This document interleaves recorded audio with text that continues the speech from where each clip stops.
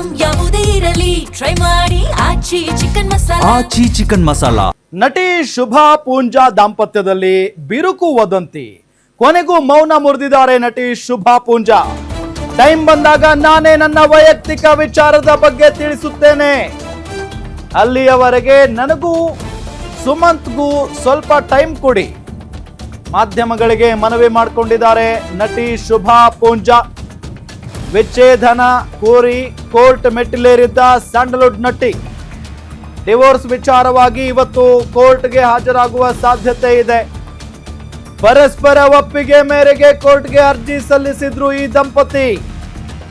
ಉಡುಪಿ ಮೂಲದ ಉದ್ಯಮಿ ಸುಮಂತ್ ಅವರ ಕೈ ಹಿಡಿದಿದ್ರು ನಟಿ ಶುಭಾ. 2022 ಜನವರಿಯಲ್ಲಿ ಮದುವೆಯಾಗಿದ್ರು ಶುಭಾ ಮತ್ತು ಸುಮಂತ್. 4 ವರ್ಷಗಳಲ್ಲಿ ಡಿವೋರ್ಸ್ ಪಡೆಯೋದಕ್ಕೆ ಮುಂದಾಗಿದ್ದಾರೆ ಈ ದಂಪತಿ. ವಿಚ್ಛೇದನ ವಿಚಾರ ಬಹಿರಂಗಪಡಿಸೋದಕ್ಕೆ ಶುಭಾ ಪೂಂಜಾ ನಿರಾಕರಿಸಿದ್ದಾರೆ.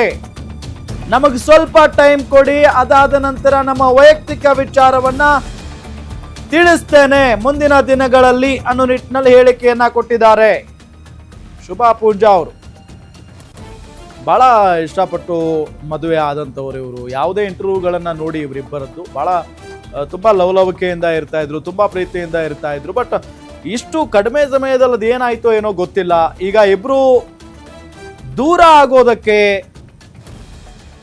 ನಿರ್ಧಾರ ಮಾಡಿದ್ದಾರೆ ಅನ್ನೋ ಮಾಹಿತಿ ಇದೆ. ಸೊ ಹಾಗಾಗಿ ಏನ್ ಮೇಡಮ್ ಇದು ಅಂತ ಕೇಳಿದಾಗ ನಂಗೆ ಸ್ವಲ್ಪ ಟೈಮ್ ಕೊಡಿ, ನಾನೇ ತಿಳಿಸ್ತೀನಿ ಅನ್ನೋ ನಿಟ್ಟಿನಲ್ಲಿ ಮಾತಾಡಿದ್ದಾರೆ.